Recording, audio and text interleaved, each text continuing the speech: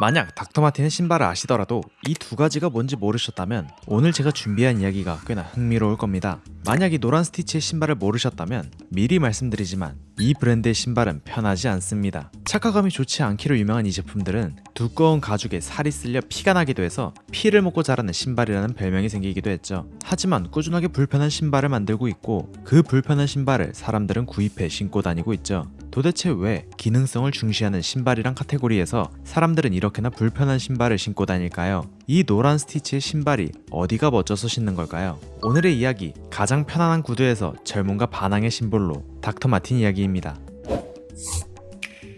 닥터마틴의 닥터는 우리가 아는 그 닥터가 맞습니다. 기술을 발견한 사람이 이름을 따온 건데요. 바로 독일의 의학 박사 클라우드 메르텐스의 이름을 영국식으로 발음해서 닥터마틴이 된 것입니다. 1945년 메르텐스는 알프스 산맥에서 스키를 타다 발목에 부상을 입게 되는데요. 당시 메르텐스는 제2차 세계대전으로 독일의 군의관 직책을 받아 다친 발목으로 군화를 신어야 했습니다. 그래서 메르텐스는 군대에 있는 재료를 사용해서 발목이 편한 군화를 직접 개발하기로 마음먹죠. 끈을 넣는 아일렛은 군용 자켓에서 떼어내서 사용했고 군화의 주 재료인 가죽은 군 장교의 바지에서 가져왔다 해요. 당시 제작됐던 신발들은 단단한 가죽 밑창을 사용했지만 공기를 쿠션으로 사용하는 아이디어를 생각해내 독일 공군의 비행장에서 고무 재료를 가져와 밑창을 제작했다 해요. 말 그대로 자신이 필요해서 만든 편안한 신발이었죠. 이 군화가 마음에 들었던 메르텐스는 자신의 친구인 하버드 펑크와 같이 1947년 독일 뮌헨에서 에어쿠션을 사용한 신발을 판매합니다. 이 신발은 중년 여성들과 노동자들에게 나름 인기였다는데 이 소식을 영국 신발 제조업체인 그릭스가 듣게 되죠.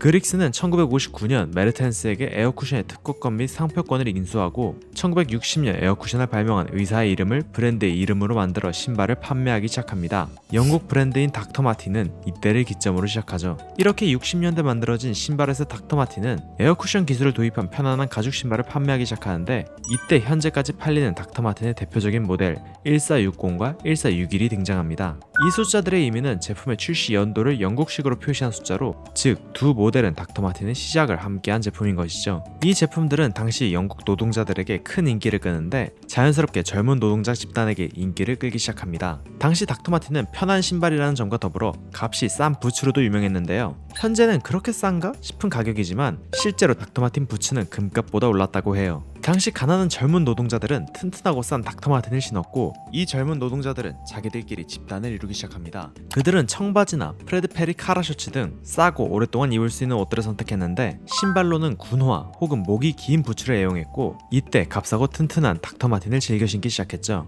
그들은 청결 유지와 기계에 끼는 사고가 나지 않기 위해 머리를 매우 짧게 자르고 다녔는데요. 이들이 바로 하드모드족이라고 불리는 집단입니다. 현대에는 스킨헤드라고 불리는 레이시즘 성향이 강한 집단들의 시초인데 당시 하드모드족은 레이시즘 성향을 크게 보이지 않았어요. 오히려 자신들이 사회에 도움이 된다 생각하는 나름 성실한 집단적 사상을 가지고 있었죠. 따라서 모드족처럼 상류 문화를 즐기며 있어 보이려 하지 않았고 그래서 히피 같은 현실을 부정하는 집단을 싫어했다 해요. 닥터마틴은 스킨헤드를 시작으로 젊은 층 사이에 알려지게 되었고 록 그룹 더 후엣, 피트 타운센트 등 많은 사람들이 닥터마틴을 신기 시작하며 젊은 사람들, 특히 음악을 하는 예술가에게 퍼지는데 실제로 노란색 스티치가 다른 부츠들보다 영한 느낌을 주는데 기성세대와 다름을 표현하려 했던 당시 젊은 층에게도 닥터마틴의 노란 스티치가 말 그대로 펑키한 느낌을 주지 않았을까 싶어요. 70년대 들어서 영국은 고스, 펑크, 글램 등 당시 여러 서브컬처들이 등장하기 시작하는데 이들 모두 닥터마틴 부츠를 즐겨 신게 됩니다.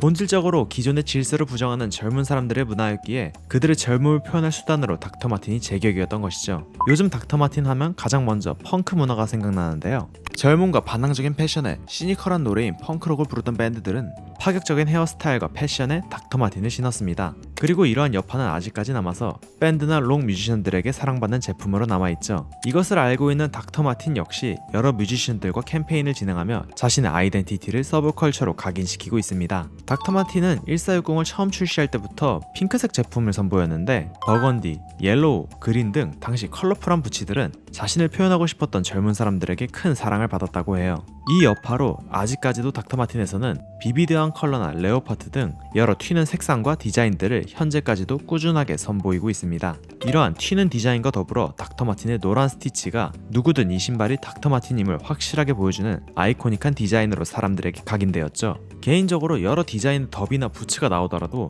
노란 스티치가 주는 이 감성을 주는 제품은 없는 것 같아요. 하지만 두꺼운 가죽을 쓰는 방식 때문에 착화감이 불편해 많은 사람들이 꺼려하는 신발이기도 합니다. 사실 현행으로 나오는 닥터마틴 제품들은 예전보다 더 편한 신발을 제작하고 있는 거긴 해요. 홈페이지를 보면 알 수 있듯 닥터마틴은 제품군에 따라서 다른 가죽과 여러 종류의 솔을 사용하는데요. 제품군이 많아서 솔과 가죽의 종류도 정말 많습니다만 이렇게 만든 제품은 과거에 만든 제품과 다릅니다. 정확히 말하면 디자인은 같지만 소재부터 시작해서 과거의 제품과는 다르게 제작될 수밖에 없습니다. 바로 닥터마틴의 MI 라인이 나온 이후부터 말이죠. 닥터마틴은 서브컬처 문화가 성장하면서 같이 성장했는데요. 영국에서 생산하는 물량이 생산량을 맞추지 못한 닥터마틴은 아시아의 공장을 둬 제품을 생산하기 시작합니다. 현재도 닥터마틴은 영국에서 제품을 만들기는 합니다만 전체 제품 라인의 약 1%만을 만듭니다. 2000년대 들어서 사람들이 닥터마틴에 대한 관심이 조금씩 떨어지기 시작했고 2003년에 닥터마틴은 모든 영국 공장을 폐쇄시킵니다. 영국의 작은 동네에 단 한 공장을 제외하고 말이죠. 이 이후로 닥터마틴은 중국과 태국 등 아시아권에서 더 싼 가격의 부츠를 제작하기 시작했고 이 물량이 현재 닥터마틴 생산 물량의 99%를 차지하게 되었습니다. 2007년쯤부터 영국 공장에서 만들어진 제품들은 닥터마틴의 MI 라인으로 별도로 판매되기 시작했죠. MI의 뜻은 Made in England입니다. 실제로 기존 모델보다 가격이 더 비싼데 차이를 보자면 일단 박스와 구성품이 다르게 옵니다. 기존의 박스 디자인과 다른 버건디 색상의 박스로 앞쪽과 옆면엔 Made in England 각인이 적혀 있습니다. 박스를 열어보면 기존 제품과 다르게 안에는 더스트백과 카탈로그가 동봉되어 있습니다. 저는 이미 1460 모델이 있어서 MI 1461 모델로 구입했습니다. 제품 안쪽 스티커에는 마지막으로 검수한 영국 직원 이름이 적혀 있습니다. MI의 특징을 보여드리기 위해 비교분으로 1461 백스 제품을 준비했는데요. 이 백스 제품은 라오스에서 생산되었다고 해요. 같은 부분의 MI 제품은 사이즈와 제품 번호가 적혀 있습니다. 우선 두 제품을 만져보면 가죽의 차이가 느껴지는데 제가 준비한 백스 제품은 헤리티지 핏의 굽이 더 높고 스무스 가죽을 사용합니다. MI 제품들은 과거 닥터마틴의 가죽을 개량한 퀼론 가죽을 사용한다고 나와 있는데요. 프리미엄 가죽이다 라고만 설명되어 있고 보다 자세한 설명은 첨부되어 있지 않았습니다. 만져보면 스무스 가죽보다 확실히 단단한 가죽인데 찾아보니 내구성이 더 좋아 오래 신을 수 있고 완성도가 높다고 해요. 하지만 스무스 가죽 역시 10년, 15년 신었던 후기가 많아서 일상적인 라이프 스타일에서 오랫동안 신기에는 두 제품 다 큰 문제는 없어 보입니다. 다음으로 깔창 부분에 큰 차이점을 보이는데 우선 MI 제품은 버건디 박스와 동일하게 금색으로 로고 디자인이 되어 있습니다. 로고의 디자인을 보면 기존 닥터마틴 로고를 사용한 백스와 달리 에어웨어가 적혀있는 로고와 Made in England가 적혀있죠. 1460 모델 역시 같은 차이를 보이는데 부츠를 신기 편하게 해주는 힐 루프 부분이 기존 모델과 달리 금색 실로 디자인되어 있다고 해요. 두 제품은 깔창의 소재도 달랐는데요. 약간의 쿠션감이 있는 백스 모델의 깔창과 달리 MI 제품은 꽤 단단한 쿠션감과는 거리가 먼 깔창을 사용했습니다. 이 단단한 깔창이 자주 신어서 자신의 발에 맞게 변한다는데 그걸 위해서인지 기본 모델보다 매우 단단하게 신발과 결합되어 깔창만 따로 분리하기 힘들게 제작되어 있습니다. 마지막으로 밑창의 고무소를 보면 MI 제품만 추가로 Made in England가 각인되어 있어 MI 제품을 구분할 때는 밑창의 각인만 보셔도 충분할 것 같아요. 추가로 MI의 닥터마틴 밑창 패턴 역시 다른 제품에서는 사용하지 않는다고 하니 밑창의 디자인을 참고하셔도 좋을 것 같아요. 제품을 실제로 신어보면 확실히 특유의 불편한 착화감이 있어서 닥터마틴을 좋아했던 분들에게는 추천드리지만 처음 접해보시는 분은 기존 스무스 가죽을 겪어보시고 그 다음 더욱 단단한 닥터마틴에 도전하고 싶으실 때 구입하는 걸 추천드려요. 기본 스무스 모델도 불편해서 못 신으신 분들이 많은데 이건 그거보다도 불편하게 느껴졌거든요. 사이즈는 두 제품 동일하게 신어봤는데 MI 제품이 앞부분이 살짝 작은 느낌을 받았어요.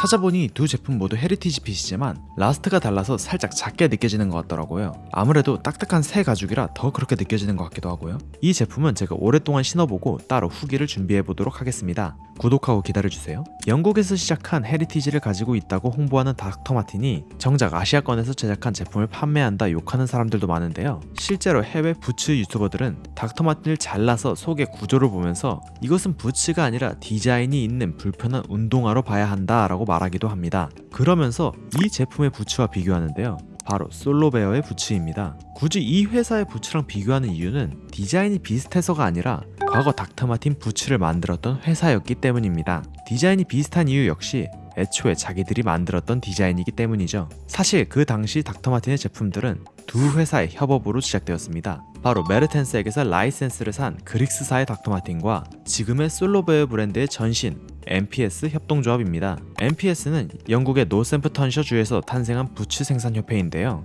과거의 신발과 부츠는 전부 개인 신발 제작사가 만들었다고 해요. 주문을 받으면 주문자의 발에 맞게 제작하는 방식이었는데 당시 기술자들은 지금처럼 좋은 대우를 받지 못해 낮은 보수로 작업해야 했고 환경 또한 열악했다고 해요. 이러한 상황에서 수입에 어느 정도 규칙성을 부여하기 위해 5명의 부츠 기술자가 회사를 만들었는데 이것이 지금의 솔로베어인 MPS 협동조합의 시작입니다. 뛰어난 기술자들이 모여있던 MPS는 군용 부츠를 납품했고 19세기에는 고품질 부츠의 수요가 증가하면서 MPS는 회사적으로도 기술적으로도 빠른 성장을 합니다. 그리고 이 회사가 그릭스사의 눈에 띄었던 것이죠. 닥터마틴의 라이센스를 구입한 그릭스사는 구디오 웰팅 기법을 포함한 여러 기술들이 들어간 부츠를 제작하기 위해 MPS사와 협업으로 부츠를 만들기 시작했고 이때 상표에 Soul of Air라는 표식을 적기 시작합니다. 이 협업은 35년 동안이나 지속되었는데요. 계약이 종료된 이후에도 MPS는 계속해서 부츠를 제작했었는데 1994년 Soul of Air라는 브랜드를 출시한 후 닥터마틴과 비슷한 제품을 출시하기 시작합니다.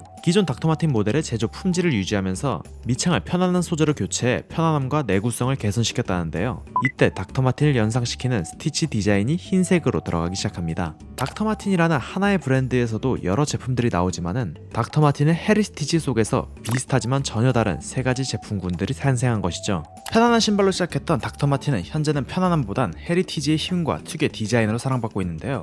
부츠를 사랑하는 몇몇 사람들은 닥터마틴은 부츠라기엔 퀄리티가 너무 떨어져 1460과 1461 모델을 운동화로 봐야 된다 라고 말하는데요. 전 이 제품들을 운동화로 봐도 충분히 매력있다 생각해요. 저에게는 락커와 펑크의 느낌이 강해서인지 반항적이고 젊음의 이미지를 주는 매력이 있는 것 같아요. 좀 불편하지만 펑키한 가죽 신발 정도의 느낌이랄까요? 이러한 불편한 착화감과 특유의 디자인으로 닥터마틴은 호불호가 강한 제품으로 유명한데요. 닥터마틴은 현재 판매 실적이 부진해 21년에 상장된 이후 주가가 꾸준히 하락세를 보이고 있습니다. 과연 닥터마틴은 이 위기를 극복하고 과거와 같이 모두에게 사랑받는 날이 올까요? 여러분들은 닥터마틴의 제품이 멋있어 보이시나요? 오늘 제가 준비한 이야기는 여기까지입니다. 시청해주셔서 감사합니다.